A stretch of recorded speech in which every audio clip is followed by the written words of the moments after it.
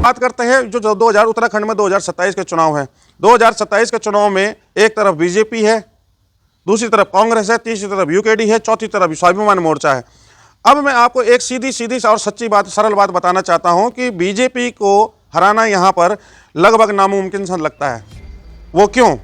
क्योंकि जो विपक्षी पार्टियां हैं वो तो सोच के बैठी हैं, जब जनता बीजेपी के कारनामों से खून के आंसू रोएगी, त्रस्त होगी, तब उनको कांग्रेस को वोट मिल जाएंगे और वो सत्ता में आ जाएगी।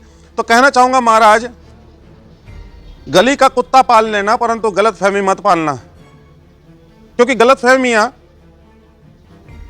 अंधकार की उस गर्त में आपको धकेल देंगी जहां से उबर पाना भविष्य के लिए नामुमकिन सा हो जाएगा। धरातल पर उतरकर काम कीजिए। विपक्ष का काम होता है जनता की आवाज प्रखर रूप से रखना और जनता की आवाज बनकर सड़कों पर आना। परंतु आप पता नहीं कौन सी गुफाओं में, कौन सी कंदराओं में सोए हुए हैं। शायद वहां पर सूरज की रोशनी नहीं पहुंच पाती है। इस वजह से शायद आपको पता नहीं चलता होगा कि जागो मोहन प्यारे, सवेरा हो चुका। और आप उन्हीं अपने घर की उन कमरों में, उन अंधेरी गलियों में, उन अंधेरे कमरों में सोए रहते हैं जहां पर आपके कानों तक जनता की चीख पुकार नहीं जाती है, पड़ती है। तो बीजेपी को हराना यहां पर नामुमकिन सा इसलिए मैं कह रहा हूं क्योंकि ऐसा हो नहीं सकता। बीजेपी का जो कैडर वोटर है वो तो बीजेपी का ही है। उसने बीजेपी को अगर चाहिए यहां पर तो थोड़ी सी अदर वोटर चाहिए, बस उसका काम हो गया। परंतु जो विपक्षी पार्टियां हैं, चाहे वो कांग्रेस है, चाहे वो यूकेडी है, चाहे वो स्वाभिमान मोर्चा है या अन्य और कोई भी दल है, उन सबको बेसिक से मेहनत करनी पड़ेगी, उनको जीरो से मेहनत करनी पड़ेगी, तब जाकर वो 50% या 80% तक पहुंच पाएंगे। यहां एक बात और हो सकती है कि अभी जो सियासी गलियारों से जो हलचलें नजर आई थी वो ये भी थी कि स्वाभिमान मोर्चा और यूकेडी का विपक्षी पार्टियों के साथ में गठबंधन हो सकता है। भाई अगर एक बात है, अगर आप जो कांग्रेस है, जो यूकेडी है, जो स्वाभिमान मोर्चा है, अगर आप उत्तराखंड की जनता का भला ही चाहते हैं तो एक साथ मिलकर एकजुट होकर काम कीजिए ना। 70 विधानसभाएं हैं, जहां जिसका कैंडिडेट जैसा है आप वैसा काम कीजिए। वहां पर आपका मोटो तो एक ही है, जो आप कहते हैं, आपका ध्येय तो एक ही है। आप यही तो कहते हैं कि हम उत्तराखंड की जनता पहाड़ का पानी और पहाड़ की जवानी पहाड़ में ही रहनी चाहिए, पहाड़ के लिए कुछ काम करना चाहिए, यही तो आप कहते हैं। तो मिलजुल के काम कीजिए, तब जाकर आप बीजेपी से पार पा पाएंगे, वरना बहुत असंभव सा प्रयास है। हालांकि यूकेडी का कद यहां पर बढ़ता हुआ पहाड़ में, कोटद्वार को छोड़कर पहाड़ में बढ़ता हुआ नजर आ रहा है। वो इसलिए वजह से आ रहा है कि यूकेडी में काफी संघर्षशील और काफी युवा नेता, काफी युवा लोग जुड़े हैं। वही स्वाभिमान मोर्चा की अगर बात करूं तो स्वाभिमान मोर्चा में बॉबी पवार बहुत अच्छे तरीके से उभर कर आए हैं। उन्होंने जहां से शुरुआत की है, आज वो जहां पर पहुंचे हैं, वो बहुत बड़ी बात है। हमने तो यहां पर ऐसे नेता भी देखे हैं जो कभी इस दल में होते हैं तो कभी उस दल में होते हैं, फिर कभी उस दल में होते हैं तो फिर इस दल में आ जाते हैं। ये बंदरों की गुलाटी की तरह यहां पर नेता पार्टी दल बदलते रहते हैं, पार्टियां बदलते रहते हैं और जनता बेचारी गुमराह होती रहती है। वो तो हर समय जब वो जिस पार्टी में होते हैं उस समय पर झंडे डंडे उठाकर अपने नेताओं के पीछे जय श्री राम बोलते हुए नजर आती है। परंतु जैसे ही उसका नेता वो दल बदलकर दूसरे दल में जाता है तो वो अपने आप को ठगा सा महसूस करती है। आए दिन प्राय यही देखा जाता है कि ये नेता आज इधर है तो फिर कल उधर है। नेताओं का कोई कंफर्म ये बता ही नहीं सकते हम कि ये नेता किसी एक परमानेंट पार्टी का है, किसी एक परमानेंट विचारधारा का है। दल बदलते ही विचारधारा बदल जाती है। जिस पार्टी में रहकर पहले दूसरी पार्टी को कोसा करते थे, फिर उस पार्टी में आकर जिस पार्टी में पहले थे उस पार्टी को नेताओं को कोसा जाता है, उनके कामों को कोसा जाता है। तो भाई अगर उस समय पर वो पार्टी के काम खराब थे तो इस समय पर ये पार्टी के काम कैसे सही हो गए?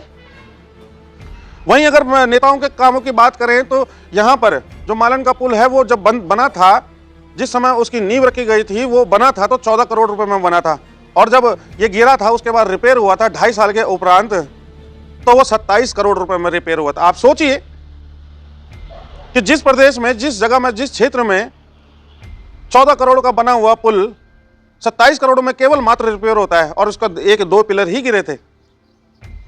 तो सोचिए कितना विकास होगा क्षेत्र का और कितना प्रकाश होगा क्षेत्र का और कितना प्रकाश उस नेता की बुद्धि में बैठेगा जो कार्य करवाता है। और जनता जय श्री राम के नारे लगाते हुए अपने नेता के पीछे पीछे, वो जरा सा सोचती नहीं है, जरा सा विचार नहीं करती है कि धरातल पर क्या हुआ था, क्यों हुआ था, कितना खर्च हुआ, किसका पैसा था वो। ये उसी मूर्ख जनता का पैसा था जो मूर्ख जनता आज भी पार्टियों में बटी हुई है। एक धड़ा कांग्रेस का बना हुआ है, एक धड़ा बीजेपी का बना हुआ है, एक धड़ा यूकेडी का बना हुआ है। क्या है, आप विकास के नाम पर तो अपने नेता चुनते ही नहीं है। ये मैं जनता के लिए कह रहा हूं, और उस जनता में मैं भी आता हूं, मैं भी समाहित हूं उसमें। हम अपना नेता पार्टी देखकर चुनते हैं, हम अपना नेता विकास पर नहीं चुनते, धरातल पर नहीं चुनते हैं। हम ये तय नहीं करते, हम ये नहीं सोचते, ये नहीं देखते कि ये नेता मेरे क्षेत्र का है तो इसे रात देर रात कभी जाकर मैं बोल पाऊंगा। अभी तो यहां पर उस नेता को चुन दिया जाता है जो दिल्ली से तय किया जाता है, और तब आरोप प्रत्यारोप का दौर शुरू होता है, और तब किसी को पैरासूट कहा जाता है, किसी को पैरासिटामोल कहा जाता है, किसी को कुछ। तो जागिए, और इस बार मैं जनता से आह्वान करूंगा कि यहां पर पार्टी विशेष ना देखकर व्यक्ति को देखिए, व्यक्ति के काम को देखिए। अपना कोई क्षेत्रीय नेता चुनिए जो कि आपके क्षेत्र के लिए अच्छी भावना रखता हो, अच्छे काम कर सकता हो। एक बात और कहना चाहूंगा चलते चलते कि यहाँ कोटद्वार के जो मेयर हैं श्री शैलेंद्र सिंह रावत जी पुष्कर सिंह धामी जी से मिलने गए थे, और जब पुष्कर सिंह धामी जी चल रहे थे तो वो अपनी एक फाइल देने के लिए उनके पास गए थे और बता रहे थे कि ये फाइल सर मेरी अभी तक अटकी हुई है, मेरे क्षेत्र के काम अटके हुए हैं। परंतु वहां पर जो मुख्यमंत्री के गार्ड होते हैं वो उनको ऐसा पकड़ते हैं और ऐसा साइड करते हैं। आप सोचिए कि क्षेत्र के वो पूर्व विधायक हैं और मौजूदा मेयर हैं, क्या उनका कोई गरिमा नहीं है? हाँ, बीच बीच में कभी कभी हम कटाक्ष जरूर करते हैं, परंतु जब गलत होगा तो हम गलत को गलत, और जब सही होंगे तो सही को सही कहेंगे। यहाँ पर वो अपने क्षेत्र के कामों के लिए एक फाइल लेकर गए थे कि मुख्यमंत्री जी ये फाइल देख लीजिए जरा, मेरे क्षेत्र के लिए काम करने हैं, उनकी संस्तुति करनी है आपने। परंतु नहीं, वहां पर इस प्रकार दुत्कार दिया जाता है उनको, चाय पर गिरी हुई मक्खी की तरह उन्हें निकाल दिया जाता है वहां से। तो क्या ये एक पूर्व विधायक की और मौजूदा मेयर की बेइज्जती नहीं है? भाई वो भी आप ही की पार्टी के हैं, वो किसी कांग्रेस पार्टी के थोड़े ना है, वो या फिर यूकेडी पार्टी के थोड़े ना है, वो किसी और अन्य पार्टी की नहीं है, अन्य दल के नहीं है, वो आप ही के दल के हैं। और हमने तो ये भी सुना है कि आपके साथ उनका प्रगाढ़ दोस्ती है, मतलब भाईचारा है। चलिए, मैं कहना तो यही चाह रहा था, बताना ये चाह रहा था कि देखिए किस प्रकार नेता राजनीति के जो करियर होता है उसके दौरान कैसे अपने भाव भंगिमा बदल देते हैं, अपना व्यवहार बदल देते हैं, और किस प्रकार उनकी बातें होती है। चुनाव के समय पर क्या क्या बखान कर दिए जाते हैं, ऐसा होना नहीं चाहिए। अगर आप सब एकजुटता समरसता में रहने का भरोसा अगर दिलाते हैं तो वो दिखाना भी चाहिए, वो करना भी चाहिए, वो जताना भी चाहिए। चलिए आगे मिलेंगे फिर किसी और खबर के साथ, किसी और वक्तव्य के साथ में क्षेत्र की चर्चाओं को लेकर, और कमेंट के माध्यम से आप अपनी राय जरूर व्यक्त कीजिएगा कि आपको जो बातें हमारे द्वारा कही गई हैं आपको क्या लगता है, आपका क्या मानना है। नमस्कार।